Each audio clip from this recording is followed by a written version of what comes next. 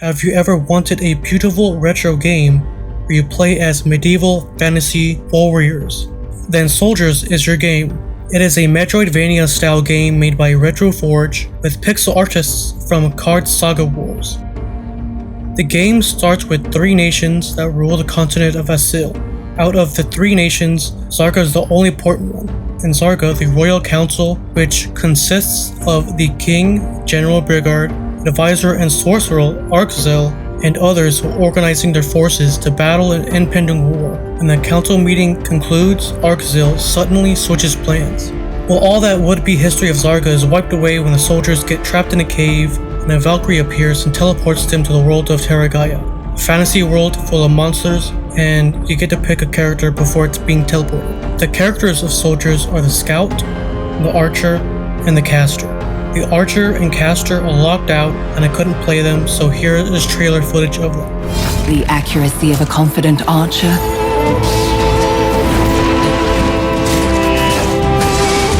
Or perhaps you'll prefer to defeat your foes with powerful magic. Afterwards, you are guided by the matriarch of the Valkyries, Leandris. She tells you that you are in a different world and it is ruled by a guardian god who awaits your arrival, and after he is found, you would become a champion in the great battle of the gods, Ragnarok, which is a great premise for a game. The Scouts' attacks are quick attack and strong attack. Attacking is quite responsive and pretty smooth to use. You can block attacks with the shield, and you will be using the shield a lot. The shield uses the stamina bar, and if it runs out, the vulnerability state is inflicted and you will be unable to use your shield for a short time and it will slowly recharge. Additionally, there is a magical attack under the skills section called Spark and it uses the mana bar. However, the game does not tell you that you have it. In the stats section, there is health bar, the ammo bar, and the mana bar, and the ammo shards bar along with the attack power stat.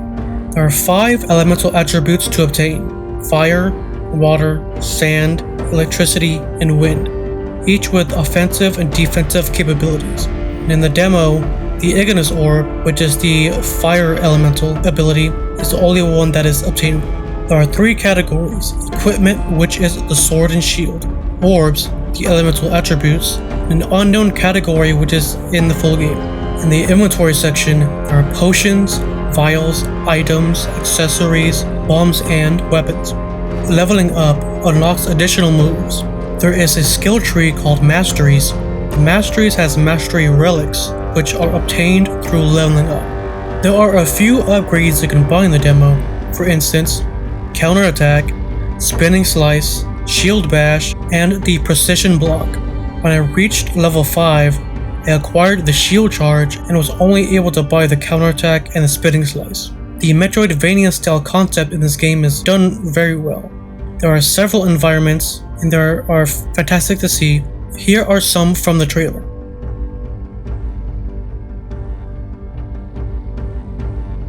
However, the demo only has one, the spider lair. To get out of the spider lair, you must acquire the Emeracnid keys. During the demo you get 2 of the keys. I assume just 2 keys open the Emeracnid door. The difficulty in this game is set just right. The enemies are tough but not too troublesome to deal with. However, you will be dying a lot. During my first playthrough, I kept dying to the bomb throwing enemies, and it did get frustrating. With my second playthrough, I did much better. There is a mini-boss in the beginning of the game called the Knoll, and if you win against him, you just go to the spider lair.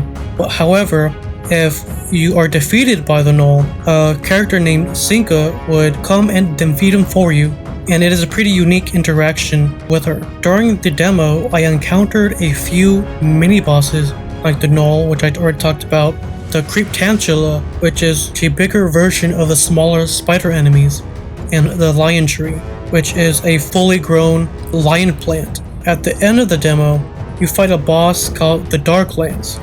He is a human and he is very fast and has killed me. However, there is an item called the Valkyrie Feather and you can insta revive with the feather, and that's what I did. And then after being defeated, you meet up again with Sinka and she gives you a second Emeracnid key. Then afterwards the demo ends.